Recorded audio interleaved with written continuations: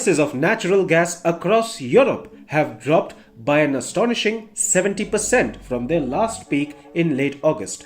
That's because gas storages across Europe are almost completely full, bringing a sense of ease to markets. But that's no reason for Europe to celebrate.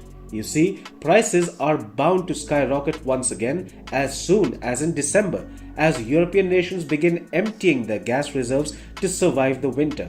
For traders, selling LNG to Europe in December will therefore be much more profitable than selling it now would be. So, LNG-laden ships are waiting patiently at Europe's coast. They are sitting idly and not unloading their LNG. That tells you how Europe's new natural gas suppliers are using the continent's energy crisis to make a fortune for themselves. More than 30 tankers carrying liquefied natural gas are idling off Europe's coast. These ships are said to be carrying LNG worth at least $2 billion.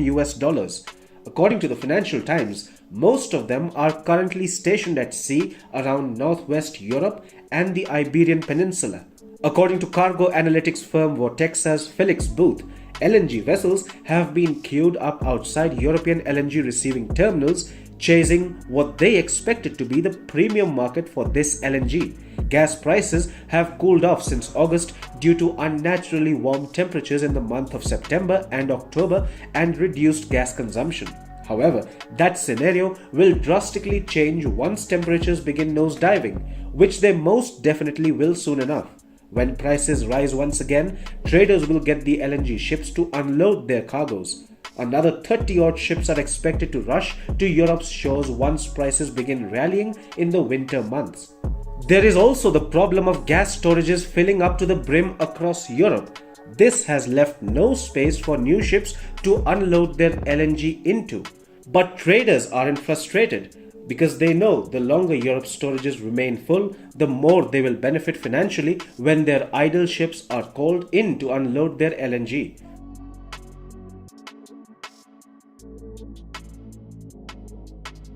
The question most might ask is this: who would want to exploit Europe's energy crisis for personal financial gain? Apparently, all of Europe's new LNG suppliers.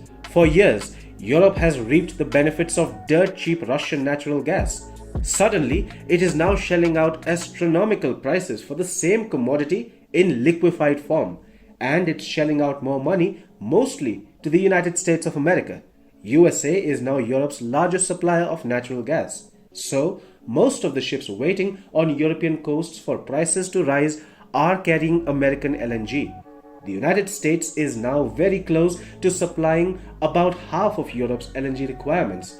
Qatar too has emerged as a major LNG supplier to Europe after Russia shut the taps off. Even Norway, a European country itself, seems to be interested in selling gas to European partners at inflated prices. It's purely business.